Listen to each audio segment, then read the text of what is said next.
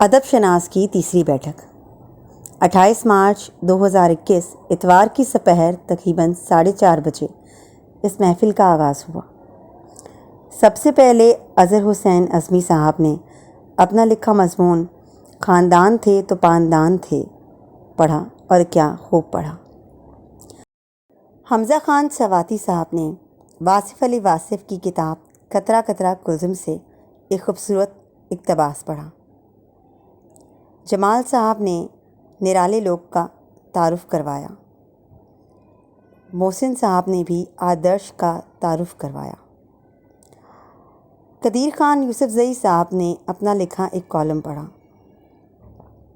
ٹھاکر اظہر حسین صاحب نے بھی اپنا لکھا ایک مختصر افسانہ پڑھا۔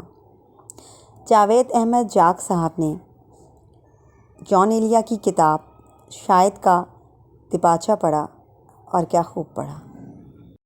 آمنہ احسن یعنی کہ میں نے عورت کتھا کا تعارف کروایا اور اس میں سے ایک افسانہ فرما بردار بیوی پڑھا۔ یہ وہ بیٹھک ہے جس کا آغاز صرف چند دوستوں سے ہوا تھا۔ جب اسے کارواں بنتے دیکھتے ہیں تو بہت خوشی ہوتی ہے۔ آپ بھی ادب شناس کی اگلی بیٹھک کا حصہ بن سکتے ہیں۔ شکریہ۔